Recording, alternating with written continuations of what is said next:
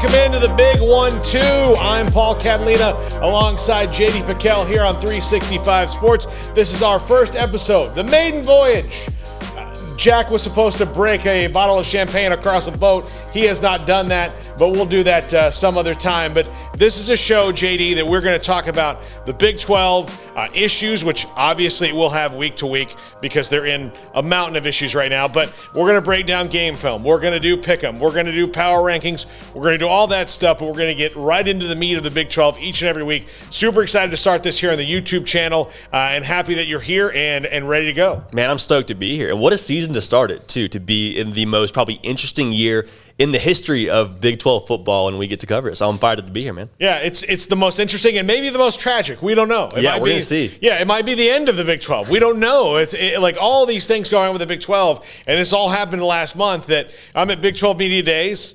Everything's fine. Bob Bowlesby sits down with everybody, including us. We'll talk to him and says, oh, yeah, everything's fine. This 12-team playoff's going to fix everything. That was not true at all, and we'll get into the news of the week. But, JD, I've seen a couple of your videos, the hard count, on our YouTube channel about realignment, and one of them was wildly speculative before this even happened. It was just kind of a thought exercise. And then now, do you think conference expansion? I don't think you think it's a good thing, do you? So I'm thinking so much so about like the actual between the lines and the fans. And so obviously like that's not what any of this is about. Like conference realignment is not even really a college football topic. It's all about money, marketing, greenbacks, all that. And so for me, I'm like, well, dang, I grew up watching Texas and Baylor play. I grew up watching the Red River rivalry be a Big 12 conference game and impact the conference race. And so for me, it feels so much like, okay, now we're switching tradition, which is what makes college football so special, right? So I'm not for it personally. I get that it has to happen. I understand it's like one of those things that just sort of has to eventually take hold of what is going on in college football, but no, not for it. Not for it. Are you pro expansion? I'm not. I don't see the benefit to it outside of a bunch of people who aren't me or you or anyone we know really making a bunch of money. So it's beneficial to ESPN. And look, some of it's going to be fun. Look, watching Texas play Georgia, it's going to be fun. Yeah. Watching Oklahoma play Alabama, it's going to be fun. That's great. But again, what does it do? Like college football is not only good because of one conference. College football is good because of all the parts of the whole. Right. And the fact that we have factions that are kind of being reductive about, well, this isn't good to this and this and this. Well, yes, there's a lion's share of people who love this one big conference, and it's great. It's a fantastic conference. It's run very well. But at the end of the day, college football is the sum of the parts. And the more that you diminish certain of those parts, and, there by the grace of God go everybody else who's not like a true blue blood. I mean, if you're not Ohio State, Michigan, somebody else that's outside this looking in right now, and they're going to be fine. USC is going to be fine. Yeah. The blue bloods are going to be fine. The big ones are going to be fine. But look, at what point does Vanderbilt become a drag to the SEC on their TV deal? Yeah. At what point does Oregon State become a drag to the Pac-12 because maybe they're not as popular? But again, college football and college athletics is about the sum of the parts. And it's not about yes, some parts are more important, but yes, you know what? Your steering wheel is more important than your seat covers in the car, but you still need them. Right. You still need all parts of it to make it go. And I think that it being reductive about the other schools and conferences, it's a slippery slope. It doesn't just stop with we've got what we want now. Let's, that's all we needed. Eventually you start going, well, what happens when Texas and Oklahoma, make the SEC more popular in those regions, but nobody cares about them in Nashville anymore because Vanderbilt's 0-11, right, at the end of the season, or 0-12. So, yeah, that's where I think it is. And so I don't know if it's really all that necessary. Mm-hmm. Yeah, I think you hit it right on the head. It's some of the parts, right? And that's what makes college football fun is because I can go to SMU and my game can matter week in and week out. I don't want it to be where there's only 30 teams in the entire country that matter. The fun part is SMU's got a game today, and it matters in the scope of their national college football prowess. And so when you make it just a super league, it's like, okay, well, we're not really worried about SMU as much anymore. We're worried about the SEC, and that's pretty much it. Well, and you know what? If I want to watch the NFL, that's what Sundays are for. Yeah. That's why I watch the NFL. Trying to make two NFLs has never worked for anyone. Yeah. It's never worked. So I don't understand what the, like, I get that, like, in the short term, ESPN, the SEC, all these people are trying to make money. But money it's not consistent. Like, the NFL, even though, like, they're a big machine, like, stop trying to copy their business model. Right. You can't. Like, they're them. You're different. Things are changing in college football and college athletics with NIL and the transfer portal and all these things that have been different. And that's all led to this here. But at the end of it, like, college football, like, the reason we like it is because it's what it is. Yep. Could it be better? Sure. Let's make the things that aren't good better, but leave the things that work alone. Yep. And I think that's the problem with college football right now is everybody's trying to reinvent it. And it doesn't need to be reinvented. It just needs to be improved. Yeah. And I mean, there's a reason why there are NFL people and college football people in terms of fans, right? Like, you get the question all the time, you like NFL or you like college better? And the answer when you like college is always something against, like, the NFL is too much of a business, it's too much of a cash cow. And the college is for the love of the game. It's just those guys. And now we're seeing paying players with the NIL, and we're seeing essentially big business with the SEC. So I think you hit it right on the head. SEC college football is becoming the NFL, which is, like, I think going to ultimately impact their fan base. Yeah, I mean, probably not the SEC's fan base, right? Yeah, but college football. Like, I don't think anything can change. The SEC's fan base is going to enjoy this run and all the attention, but the rest of the fan base is going to be like, well, so what do we get now? Yeah. Well, what's our thing? So I think that's really interesting. And look, if you're a graduate of a school or a fan of a school who's going to be all right no matter what happens, then this is fine. But if you're in a school that, maybe not, then that's a little nerve-wracking. Yeah. So, and look, and this comes on the heels of the news this week that the Big Ten, the Pac-12, and the ACC have had this kind of alliance meeting, and they're talking about that. The Big 12, out of that. They're out of that right now. Not to say that they couldn't get in it, but if that happens, then the Big 12 options, dwindle down. I don't know why they wouldn't include the Big 12 in this because, again, if the sum of the parts are greater, but it does seem like, again, these conferences are kind of reducing the Big 12 out of it. And to me, I think you're missing, maybe not huge marketing opportunities, but at least a good chunk of one to have them in your alliance against the big bad SEC. Yeah, and you would think at least the big markets like TCU. I mean, TCU is Dallas-Fort Worth. I mean, it's not the behemoth that Michigan is in terms of viewership, but you would still think those chips would matter. And that's what it feels like it comes down to is brands. And the Big 12 has two chips, being Oklahoma State and TCU, in terms of viewership that are in the top 25. And everyone else is like, I mean, you're good on the field, but what do you bring me financially? And so that's just tough because it just feels like the Big 12 is getting iced out because they don't have as much viewership. Yeah, but I mean, they kind of do. Like if you, Which is the 8 of them though. Yeah, but they kind of have enough. Like they're like. But if you look at that top 25 list, and we had the Zach Miller, the guy who wrote that, who broke that down on the show the other day. If you break it down, like there's not much difference between like once you get out of the top like 7 or 8, like the difference between like 11 to 28 is not that big, and 28 to 50 is not that big, and it's still people. Like it's still everybody's money's green. Yeah. So I don't understand why you're not trying to be way more inclusive as opposed to exclusionary with these conferences. I don't really get the whole point of it. Because at first we were hearing, okay, Pac-12, Big 12 are going to team up. Bob Bowlesby's talking to the Pac-12's commissioner, and they're going to find a way to do a merger, a scheduling alliance. And now they're like, okay, well, actually the Pac-12 is talking to the ACC and the Big Ten. So I'm thinking that meeting can't have gone very well. I'm thinking that meeting must have just not gone well at all if you're Bob Bowlesby. Because, I mean, the pressure is on him, right? I mean, you have to go and be proactive, and that's what everybody among different Big 12 conference fan bases that are remaining, at least, that I've heard of, have been saying, we want Bob Bowlesby to step up and do something here. Like, go defend your conference. Go get other teams. Do something. And it feels like he must have kind of struck out. No, look, I can tell you pros and cons on Bob Bowlesby. Sure. Now, I think, especially after what we've learned over the time here of, like, after the Texas Senate hearing and all those different things, that Bob Bowlesby was doing what he thought was best with the conference as it stood. And he was in the dark about what was going on, as everyone was, about Texas and OU.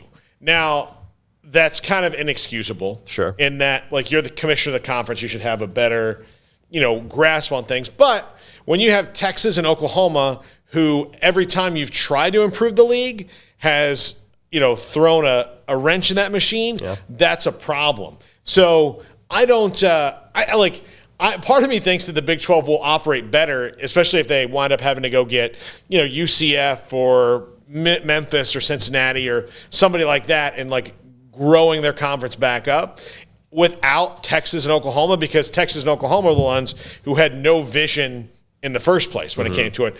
At least no vision for the Big 12. They've been trying to figure out maybe how to get out for years now. Yeah. And Texas's problem for the longest time has been, look, we're not getting rid of the Longhorn Network, so they weren't attractive to another conference.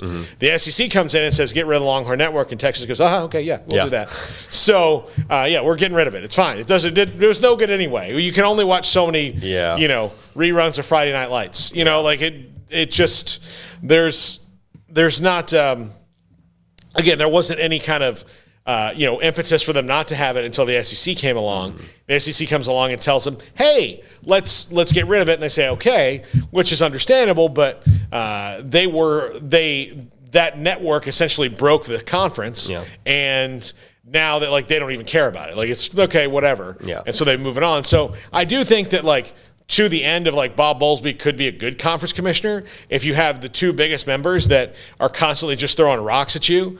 It's hard to do your job. Yeah. So I don't know. I do think at the end of this, Bob Bowlesby may not be the commissioner of the Big 12, but I don't know if judging his performance is completely fair when the biggest, especially the biggest two institutions at your in your conference work behind the scenes against you at every turn. And then when you ask them what you can do, they're like, nothing, everything's fine. Let's do this. Yeah. It seems like they made their mind up a long time ago. Okay, you're not going to give up to our demands exactly, which even, they had ceded quite a few demands. Bob Bowlesby had kind of catered to them to keep them happy because they were, paying rent, honestly. They were paying a lot of people's bills.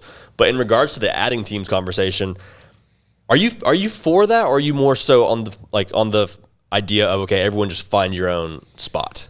Where do you fall that they're better together, and I don't know if especially if all these other things are going to happen, if there's all these scheduling alliances and they're left out, that's the only option that they have, right? So I think that the 8 are stronger together, and I think that it's evident that the 8 are not all that attractive to everyone else, because there was an opportunity 3 weeks ago when this all went down to be just kill the conference in a day. Yeah. Because if all of these sharks were in the water waiting for the Big 12 to break up because they had so many attractive brands, then the Big 12 would already be broken up. You could say, listen, it was run poorly, they didn't get along, Texas and OU are gone, the Pac-12's always wanted some presence in these places like Texas, and the Big Ten would love to have another AAU institution or two, and Kansas and Iowa State, but that's not true. At least it's not true today. Sure. What's true today cannot be true tomorrow in all of this, but I do think that ultimately, we have to I think about it like this, in that if these schools were really that wanted or that attractive, one, this may not have happened. Sure. And two, even if it did happen, there wouldn't be this mad dash to figure everything out. It would have just been, all right, well, the conference is over. West Virginia, ACC, go to the, just plug them in. And now you've got, 16 football members or what, add somebody else. And it's not that cut and dry. So I think therein lies the problem, is that these teams are kind of without a country right now because, they were held together by Texas and OU. Yeah, and the fact that it's held water for so long, I think, does kind of point to the fact that, okay, maybe there's some desire to stay together. Maybe they are strong enough to stay together. My fear, and I can't help but view this as a fan, so my fear is, okay, you add, let's say, UCF, Memphis, and some other group of 5 schools. I worry about the perception of the Big 12 then being there's the Power 4 and then there's the Big 12. Well, as long as they have a charter, they're a Power 5 team. So as long as they can stay together, they're a Power 5 league. I think they can make it. And the thing is, they have to be judicious about who they add.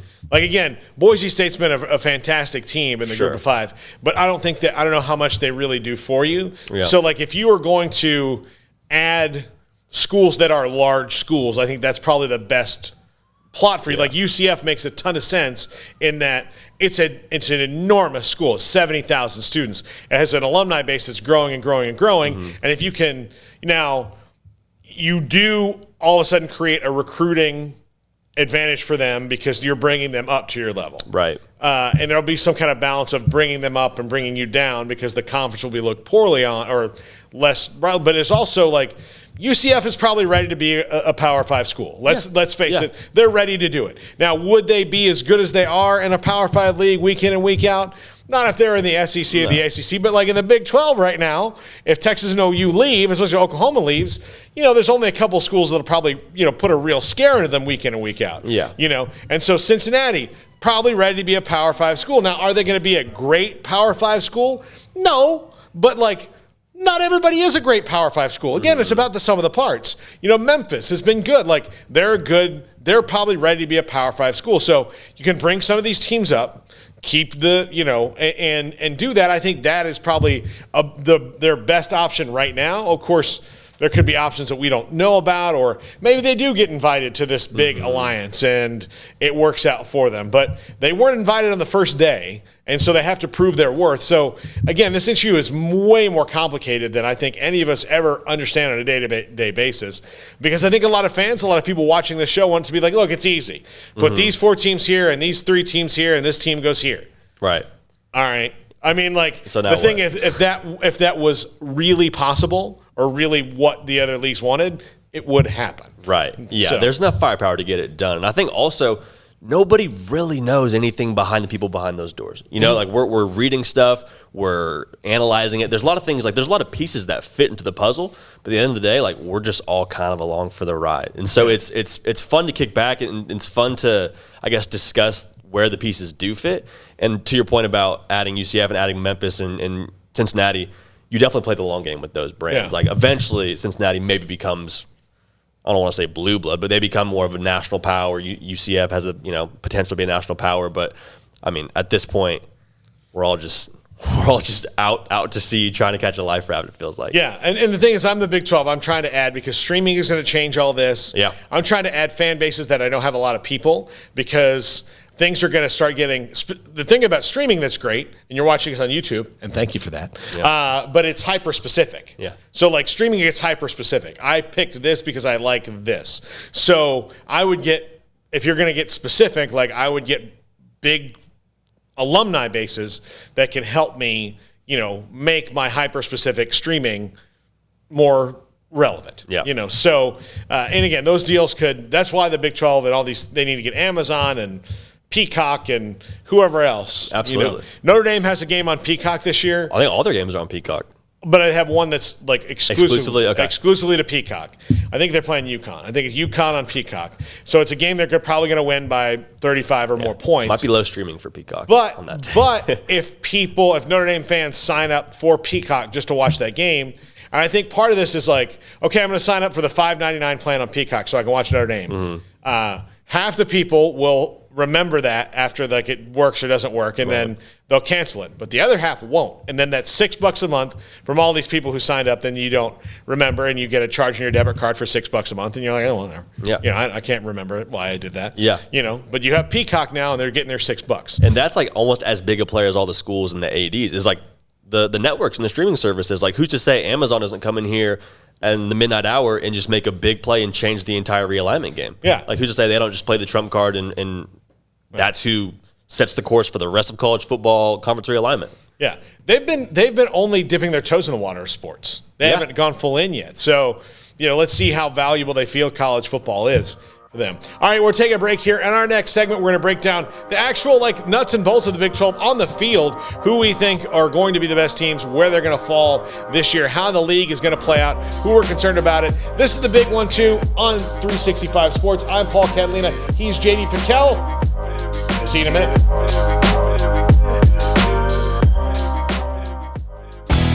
Three Nations Brewing Company has 16 different beers on draft with a new beer every Friday. It also offers 2 air-conditioned tap rooms, a large indoor beer hall, a second-floor mezzanine offering a great overview of the brewing company and equipment and patio where you can relax under the shade. Plus, you can now experience the new Three Nations Beer Garden Grill on our shaded patio with socially distanced seating for your enjoyment. Grab a cold beer and enjoy a bite from our freshly prepared and delicious menu. Street tacos, quesadillas, freshly cooked burgers and dogs, and veggie burgers too. State Fair tornado fries, nachos, and so much more, all prepared and cooked on site. So come visit the award-winning Three Nations Brewing Company on East Vandergrift off I-35 in Carrollton.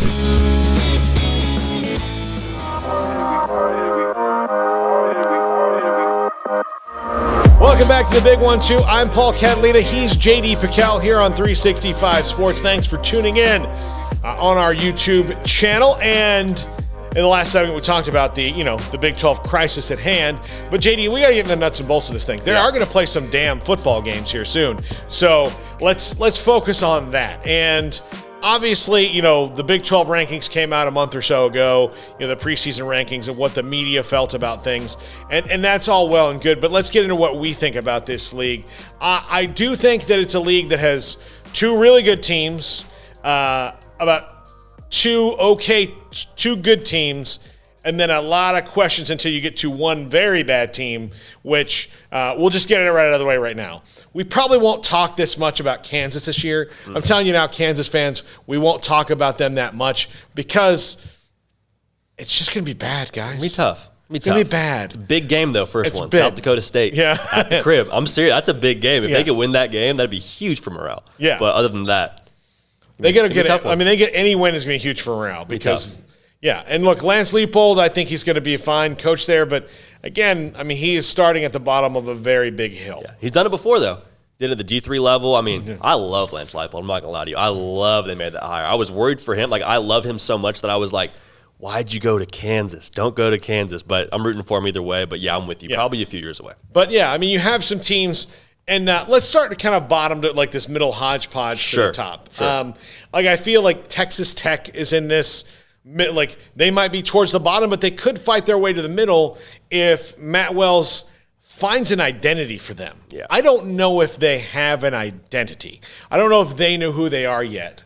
And Tyler Shuck's a transfer quarterback there. That's going to be very interesting. But on the whole, as a team, I think in Matt Wells' 2 years, they just don't know who they are. And they're feeling the pressure as a staff. I mean, you see with how many transfers they brought in. Anytime you bring in a transfer quarterback and your team's not very good the couple years before, you're like, okay, we got to win now. So the biggest question mark is Tyler Shuck the guy? I mean, there's a lot of question marks about him from his time at Oregon. And, I'm rooting for him. I like Matt Wells. I like Tyler Shuck. But it's going to be interesting to see what he brings to the table because he's going to change the offense, right? Kind of a dual threat guy, what they asked him to do to Oregon with the RPO scheme. So I'm excited for him and to see how he translates to this Big 12 conference and these Big 12 defenses. But all in all, I'm with you. I think they probably put him a little lower on the totem pole. I think they're going to finish 8th. I really do. Yeah. I think they're going to finish 8th in the league. And now, like in the 4 to 7 range is where it gets kind of interesting to me because you've got a team like Baylor who I think will be markedly better than they were last year because I don't think it can be that bad for a lot of different reasons. But I don't know anything. Like even this is the team that I've covered for 16 years now, and I've seen a lot of them. I really don't know enough about them until I see them actually play in this new offense to say that they're going to be any higher than 6th or 7th because, I think they'll be a lot better, and that's saying something. That means maybe 4 or 5 wins better, but that still means you might be 6th or 7th in this league. Yeah, and I think it's so tough because the sample size of COVID is just so screwy. Like, they got blown out by Oklahoma State.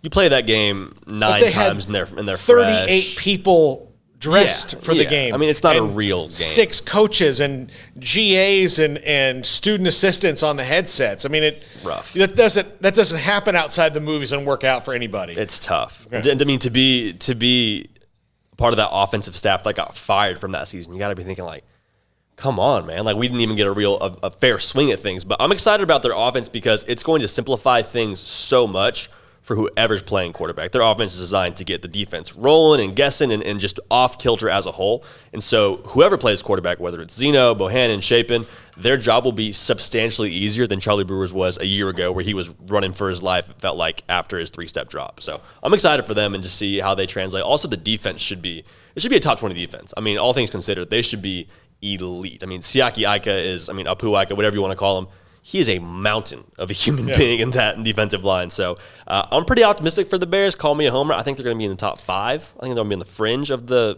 I mean, they won't be elite, but I think they'll be good enough and take a big step under around in year 2. I'm going to make a prediction. The starting quarterback game 1 is not the quarterback by game 6 to 8.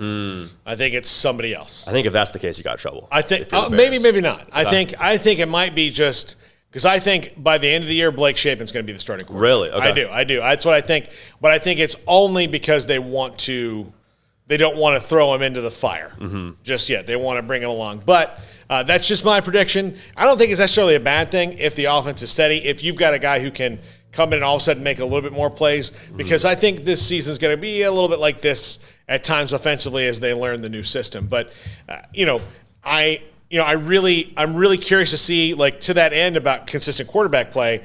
Kansas State, to me, is an interesting team because they've got some playmakers like Deuce Vaughn, Skylar Thompson's back. Will Howard played a lot last year. So if Skylar Thompson gets hurt, he's not a 17-year-old freshman like thrown into the fire. Yeah. But I think Skylar Thompson being back at Kansas State for Chris Kleiman, who a coach I really like, who's really steady, that's a team who's gonna not maybe win this conference, but they're gonna keep somebody from winning it, in my opinion. You talk about experience, a sixth year for Skylar Thompson. And I think the big question is, do you have playmakers on the outside? And they're not really trying to push the ball downfield. I mean, they're trying to get 3 yards in a cloud of dust. I think we'll learn a lot about them game one in Dallas when they play Stanford. Just, okay, how physical are you? How much of your identity is still being that Kansas State, bruise them, 3 yards in a cloud of dust, like I mentioned. I mean, that's going to be really crucial for them to establish identity right off the bat. And so I think having that veteran quarterback play adds a whole nother dimension. If he can be healthy and be effective throwing the ball downfield, I mean, they got a chance, I think, to make some moves in the Big 12. I like Knowles a lot. The guy on the outside of them, he's a burner. Yeah, I like him a lot. I think he could be a difference maker. Yeah, I'm a big Deuce Vaughn fan. I love watching Deuce Vaughn. He's fun to watch. And the team I think is the biggest wild card in the Big 12 this year is West Virginia. I really do. And here's why I think that. Because I do think like Oklahoma State, we kind of know what we're going to get from them. I kind of think I know what I'm going to get from Texas in Sarkisian year one. But West Virginia looked like they're a team that's got some upward mobility a little bit, and they've played good defense over the last couple of years. Now they've lost some of those guys. Can they replace him? Jarrett Dagey, to me, is the big question mark. Can Jarrett Dagey lead this offense and make them good? Neil Brown is a coach on the rise. You see what he's done at Troy and other places he's been. He's a young coach on the rise. I would be very scared to go into Morgantown anytime. They're 2-10. I'd be kind of scared to go in there because, if they win, they're going to burn all the furniture. Sure. But particularly this year, they're a team I think is going to sneak up on a lot of people. I just don't know enough about them, honestly. I don't know enough, like you said, Dagey. Is he going to be good Dagey? Is he going to be bad Dagey? I haven't seen enough from him for me to really be sold on them. But, I mean, I think you're absolutely right. If he plays well, they have a lot of pieces, especially on their defense, to be good. Like you said, transfer portal kind of robbed them of some good guys on the secondary. But, I mean, as a whole, I put West Virginia probably a little bit lower than you just because I'm not sold on Dagey. Yeah. But, I mean, no, they definitely – I mean, everybody can be sneaky. There's so many teams, like you mentioned, that 4-7 range. There's so many teams where it would be like, yeah, that makes sense. They actually won 8 or 9 games this year, and it would not be a shock. Yeah, and that brings me and here's a team that I think maybe some other people would have picked higher because of Steve Sarkisian and their logo and all this. But I don't know. Like, I think Texas is probably about the 4th to 5th best team in this league. Yeah, I think they've got talent. I think they're going to win some games. I think Sarkisian will bring some stability there because Steve Sarkisian is this guy. Yeah. Now. He's been through some stuff in his life. It needs to be. He's got a lot of perspective. Tom Herman was he was high strung. Yeah, and I say that about him all the time. That's the first thing I thought about him when I first heard him talk was like, this dude is wound tight. Like, he is really, really wound tight, and that is not a place, Austin, Texas, where you can be wound tight. At least outwardly wound tight. The thing about Mac Brown, the reason it worked for him and the reason it worked for Darryl Royal there is that they were just easy like Sunday morning all the time. Mm-hmm. All the stuff and all the chatter, all that noise that goes on at Texas, they could take it, filter it out, and go, okay, I can only do what I can do. Mm-hmm. Tom Herman hears the noise, and there's no filter. It just goes like it's banked and banked and banked in his brain. I think Steve Sarkisian is a guy who had been through enough in his life and his career that he's still a young guy. Yeah. He's got, and so is Tom Herman to some regard, but he's still got a lot of time to put his career on this path. And so I think he'll be good in the Big 12 for how long they're in. I don't know if they'll be great in the Big 12. I think they'll struggle initially in the SEC, but that's another conversation for when that actually does happen, whatever date that is. But the Longhorns to me still have a lot to prove to prove to me that they're not just all talk. We're going to learn a lot about them those first 2 games. Louisiana at Arkansas, which people make fun of Arkansas. It's still going to be a tough place to play. Back from COVID, that place will be rocking. The biggest question mark is quarterback, right? Because we've heard different things about their camps with Casey Thompson not necessarily being the guy taking hold of the job, and Hudson Card kind of fitting the mold for what Sarkisian wants as a quarterback. But I think a couple things are encouraging to me about Sarkisian. One, development. Like, he's been around guys that have developed under him, and he's been around great players. And so I think culture is the second thing, right? Like, culture has always been the question in Austin. Why can't they get it right? The culture's been bad. Time in, time out. It seems like the same old story. So I believe he is going to be that guy. I think every coach says the right thing at a press conference, but for whatever reason, I'm buying into Sarkisian, what he said at Big 12 Media Day, saying there needs to be a buy-in. There has been buy-in. So if they can get quarterback right, I think he's an offensive mastermind. I don't know if their defense will be able to measure up with what they're going to have to deal with in the Big 12, but I really like what Sarkisian's bringing offensively. And maybe I'm biased, so we got a chalk talk on that today. But. Yeah, and we'll talk about that at the end of the show. I do like this. I'm very bullish on TCU and Oklahoma State this year as far as teams taking a jump. And it's because I think now, if Gary Patterson cannot spread some of his stress level to Max Duggan, I think TCU is going to be a very good team this year. Better not with his heart. He can't afford. You better not spread it to him. Yeah, That's I know. Problems. Yeah, exactly. So, but Max Duggan, I think if he can steady, like his thing is sometimes he gets just so worked up. And if he can just be a little steadier, he's a guy who can really make some things happen. And he might be kind of a glorified bus driver at times who can make a play here and there because we haven't gotten to see consistent Max Duggan. Mm-hmm. But I do think that given the chance, he can really, really steady that TCU offense. Yeah, if he takes the next step, I mean, just in terms of physical tools, rocket arm, had an 80-yard touchdown run against Texas Tech. Quarterbacks don't have 80-yard touchdown runs. And so for what he brings to the table physically, if they can get him, have a comfortable, full offseason under him, okay, you're the guy, get him set in that system, I really like their chances. Also, Zach Evans playing next to him, if he can mature and end up being that bell cow for them, he finished the year really strong, had 2 100-yard games for the last 3 games. I'm excited about him, what they'll be able to do together in that backfield. So, and then you know what you're getting from the defense too. The defense is going to be lights out as it is year in and year out. Travius Hodges-Tomlinson, believe me. We saw him here at Midway. He is a player. Real deal. Yeah, he's a real deal. 8 guys back of 11. Yeah. Interesting though, Oklahoma State. Tell me why you're in on them, because I think we differ on this. I like Spencer Sanders. I like him a lot, and I think with another like a full year, if he's healthy, with Mike Gundy, who's a really good quarterback coach, I think Spencer Sanders will hurt some people. Interesting. I do. They've lost some playmakers, obviously, but Mike Gundy seems to recycle them a little bit pretty well. I mean, is somebody going to be Chuba Hubbard? That's a lot to ask. Yeah.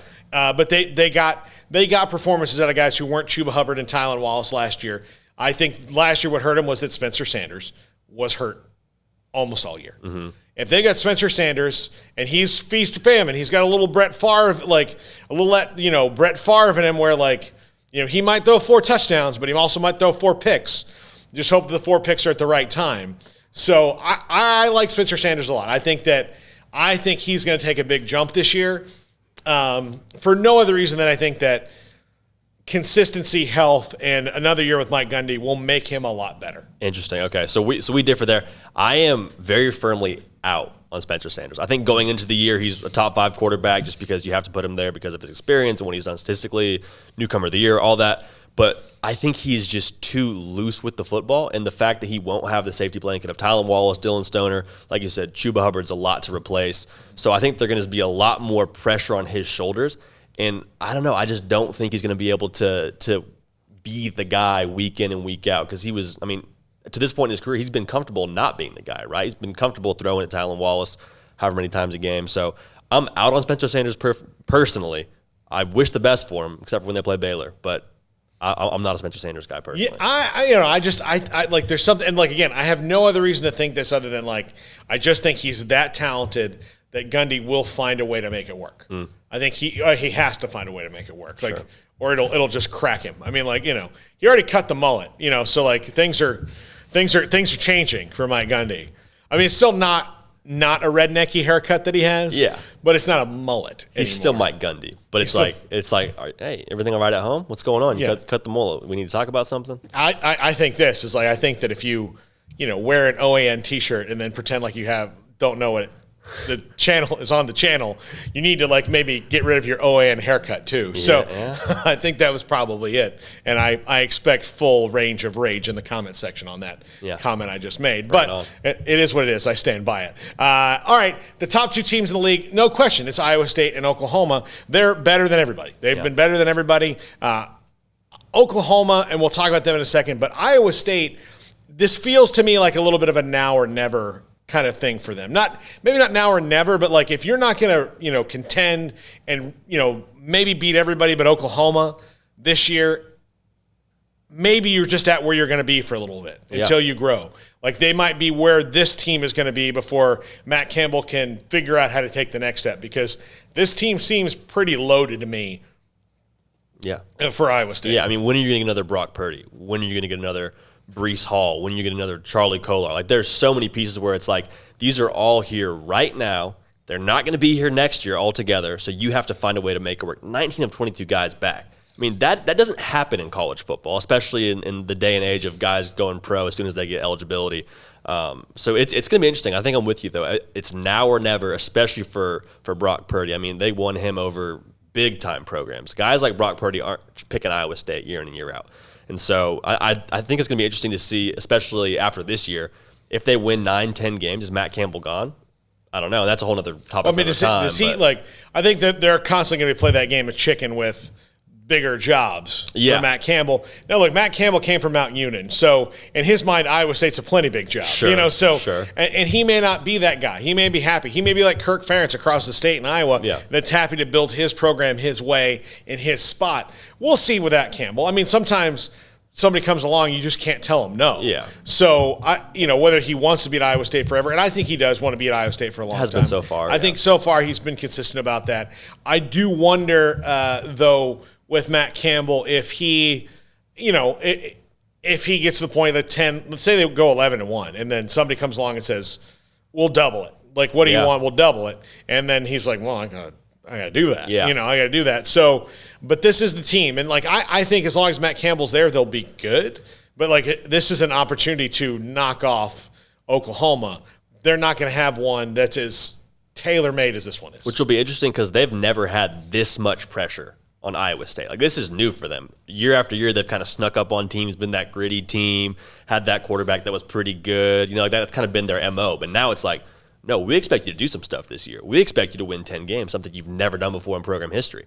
So I'm interested to see, how does that team handle that pressure? How does Matt Campbell handle that pressure? Because he's kind of been the underdog his whole life, right? Been the D3 coach, came from Mount Union, like you mentioned. So for him having to be in the spotlight now, which Iowa State isn't the place the spotlight usually shines too bright, Gonna learn a lot about them, I think, very early on. Yeah, and look, and the 800-pound gorilla is Oklahoma. Yeah. They've got Spencer Rattler back. They've got all these transfers from Tennessee. Kennedy Brooks back off of the COVID thing. I mean, I don't see any reason to say Oklahoma's going to lose much. I mean, I really somebody might jump up and get them. They might have injury problems or something like that. But I think under Alex Grinch, this defense showed tremendous growth, and it's only another year with him. And they've got they've got all these players. They've got people filling in spots for them. So they raided the transfer portal like they always do, and.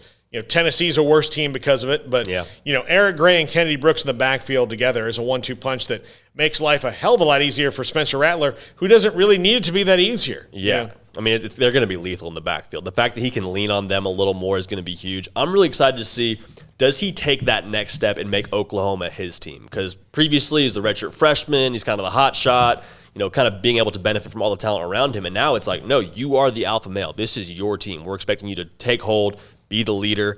And I don't know if you watched you ever watched QB1 Behind the Lights or whatever it was called, that Netflix series? Mm-hmm. He kind of sucked in that. I kind of didn't like him very much in that. So if I'm a teammate of his, obviously he's a senior in high school. I probably sucked as a senior in high school. I probably suck now. But Spencer Rattler, can he mature and not be just a boneheaded guy like he looked on that show? And maybe I'm putting too much stock into that show, but can he be the leader? But look, he's a guy, he's got a ton of he's got this Raising Cane's NIL. He's going to get NIL money. Yeah. Is he going to be Spencer Rattler the star or Spencer Rattler the quarterback? And that's something I think that probably concerns, knowing that he was already a reality TV guy, that he already had a reality show, that might concern me a little bit. I think he's just so dang talented that it's not that big of that he'll overcome it.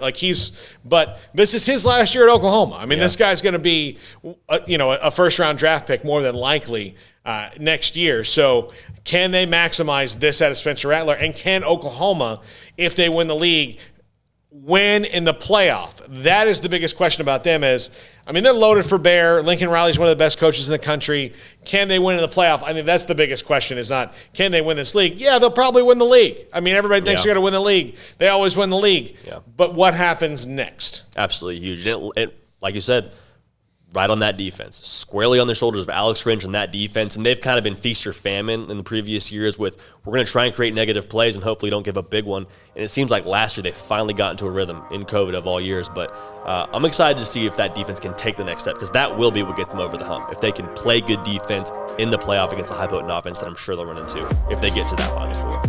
All right, more of the Big 1-2 when we come back. I'm Paul Catalina. He's JD Piquel. You're watching 365 Sports. Life is back on, sports bettors, and BetUS has your NBA, NHL, Major League Baseball, UFC, PGA, and yes, NFL betting lines up for their 27th year and live betting on all of it. Log into BetUS.com or call 800-792-3887. That's 800-79-BETUS. BetUS for 125% bonuses with promo code SICK'EM125. Customer service pros are ready to get your phone, social, and online sports betting kickoff started now. Play with the proven mainstay in the industry. BetUS. You bet, you win, you get paid. BetUS.com. Use promo code SICK'EM125. Welcome back to the Big 1-2 here on 365 Sports. I'm Paul Catalina. He's JD Piquel. Chalk Talk in just a minute, but please like and subscribe to the channel so that you can see all the stuff when it pops up regularly in your feed here on 365 Sports. Right now, we're going to break down Steve Sarkisian's offense that he's bringing to Texas. These are going to be Alabama plays. We're going to go to the board with Chalk Talk and JD Piquel, who's going to break down Steve Sarkisian's offense and what he's going to do at Texas. JD, take it away.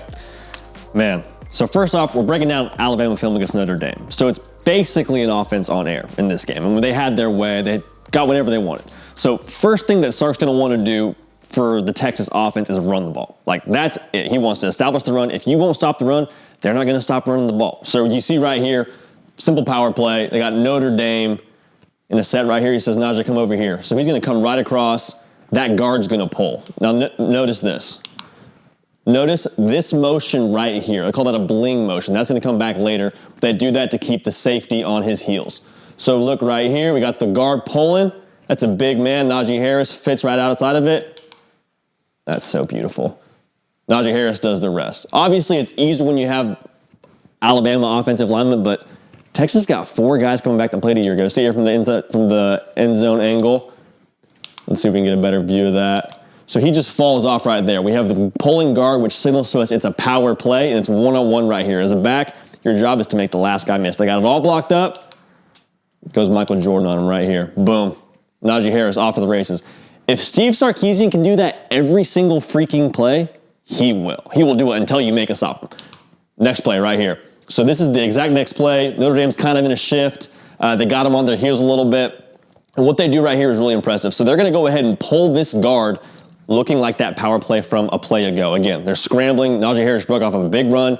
They're going to do the power play motion, which is going to cause this linebacker right here to fly up, thinks he's the hero, going to stop it, going to stop the run, I should say. Got a receiver coming right behind him, so we'll see it here. Bam, guard pulls. He's triggering on the run. He thinks it's power. You're so wrong. Receiver coming right behind you, it's too late. He's running free, wide open. Paul, you and I can make that throw. You see it again here. Watch this. His first step. He thinks he's got it played. He's keying him right there. So as a backer, you're keying the offensive line 9 times out of 10. That's where you're supposed to go. You don't want to have your eyes in the backfield. So he sees him pull. He runs up, thinks he's going to make a play, thinks it's the exact same play. Wrong. Again, he's running wide open. He might not even be that good, but he's good on this play because nobody even knows where the ball's coming. All right, so here's what I've noticed about this offense compared to Tom Herman's offense. I've railed for years about Tom Herman's offense. He does not know who his running backs are, doesn't care they exist, thinks that they're just window dressing on his offense. Runs all the offensive running plays through the quarterback. Sam Ellinger damn near got killed. I think like he really really put Sam behind the 8 ball, running him as much as he did. Now, Sam can do it, but sometimes just because you can do something doesn't mean you should. And Steve Sarkisian loves his running backs. Loves them. That goes back to USC. That goes back to Washington. Loves his running backs. And he's got one in Bijan Robinson and some other guys coming up the chain that can pretty much tote the load. I mean, if you're a Texas fan, you should be so excited because your best player, Bijan Robinson, is going to touch the ball a whole lot more than he did a year ago. Because we saw it last year. Bijan Robinson was the guy pretty early. It's like, hey, 5 should get the ball a little more. Why is he not getting the ball more? Going to be a priority in this offense. And I think you said it right. You said it perfectly. Save the quarterback. Don't let the quarterback get killed game in and game out and be questioning him every week on the injury report. Another thing that Sark likes to do is get the ball to his players on the move. So he said it once. He's like, I'm not going to call curls. I don't remember the last time I called a curl. Why would I call a play where my best player is catching the ball, having to stop his feet and get back up to speed? He doesn't believe in that. So you'll see it right here. They're going to motion Devontae Smith down. We're going to have a nice little number set. I'll show you what that means here. We'll pause it when he gets motioned down there. Look, he's walked up. So he's giving him some depth right there. So look. He's about 7 yards back. You're 7 yards off Devontae Smith. We already like that. That's a win. You got a blocker right here. Make him miss in the alley. Mac Jones makes that read right away, gets it out to his man in space. Again, notice he's moving. He's on the run. You love that. He's already trailing behind him. He's beat him with width. And he's also the Heisman Trophy winner, Devontae Smith. So he's just going to outrun him here. Candy from a baby. This is when you knew, okay, Notre Dame's kind of in trouble. So love the fact he gets the ball to his players in space. That's enormous. We'll see it here again. Guys on the run. So we're going to motion over that H-back. He's going to do another rodeo motion. We saw it in the very first play where they send him behind the quarterback. Some people call it a bling. Some people call it rodeo motion. Some people call it orbit.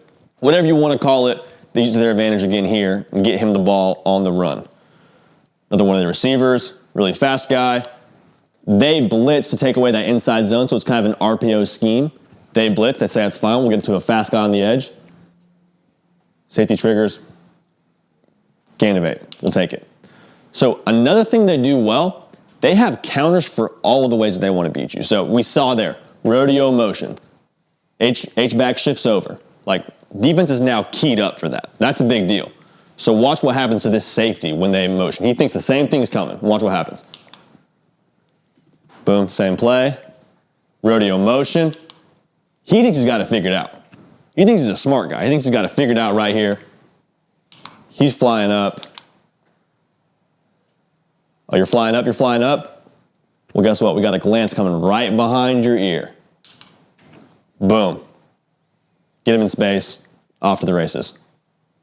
I mean, the RPO stuff is crucial for them, but the fact they have counters off of all of their big-time plays and get it to their guys in space, I mean, they're going to be dangerous this year, I think. They have an identity offensively, and that was something I didn't think we saw a year ago, especially, I mean, you can have an identity be quarterback run.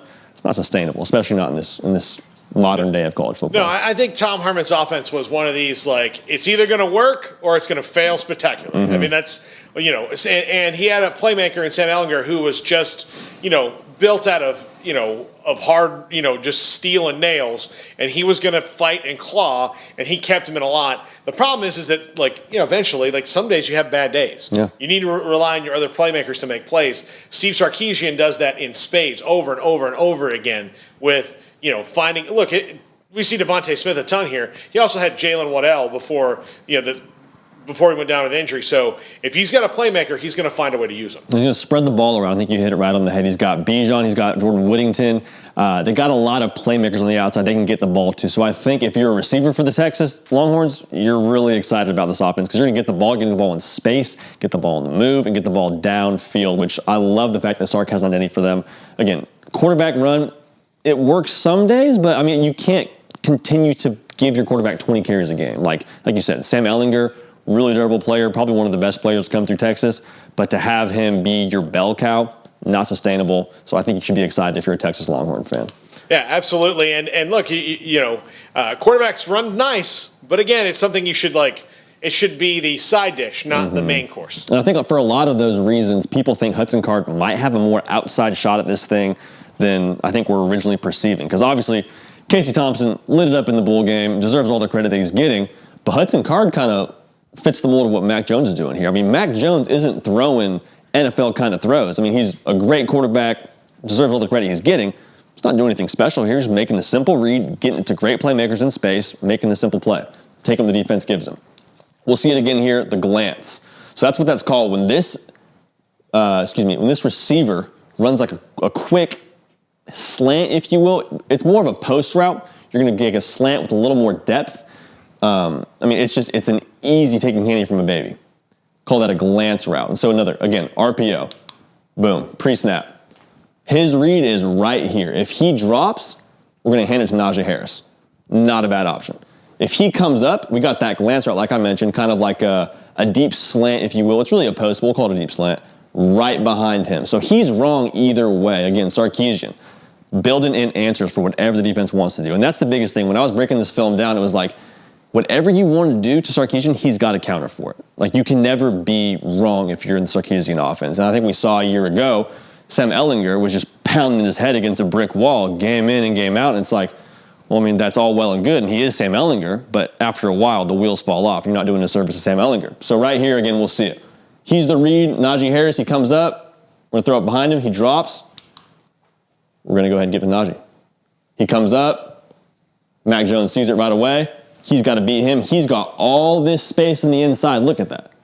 We can get open in that space, especially for the Heisman winner. Get off me. Good ball. See you later. Outie.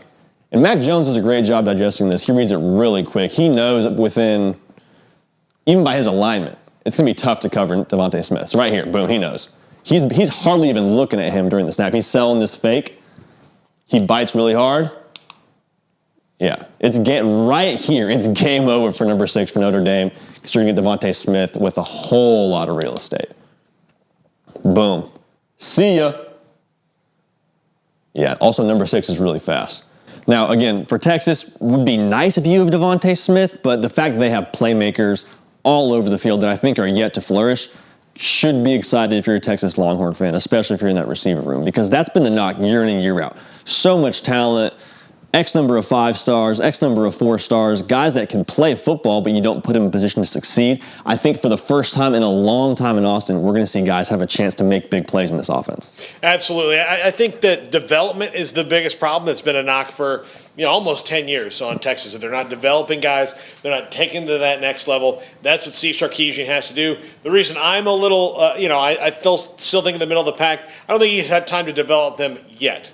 Once he develops them, this is probably a team that's going to flash probably later in the year, probably more earlier in the year, depending on how much they've picked it up. But not having a quarterback just yet, I think that might slow it down just a touch. But hey, I think bright things are ahead for the Longhorns, and that's unfortunate if you're anybody that's not a Longhorn fan. Yeah, I think you get on the head. The fact that they have a new coach, might take a year or two. But the fact they'll have guys in position to make plays makes me, I think, a little higher on them than potentially you are. All right, well, that's going to do it for us here on the Big 1-2. JD, that's fantastic stuff. We're bringing that kind of stuff to you every single week here on the Big 1-2 on 365 Sports. Again, if you don't like and subscribe, we're going to send an email to all the people you work with that says that you don't like puppies. I think that's fair, right? Yeah, I think that. That's fair. Like, if you don't like and subscribe to the channel, then, we will take aggressive action. I kid because I love. Thank you for coming in, tuning into the channel. Special thanks to Jack Mackenzie, Armstrong Sims for producing tonight. He's JD Piquel. I'm Paul Catalina. We'll see you again next week, everybody.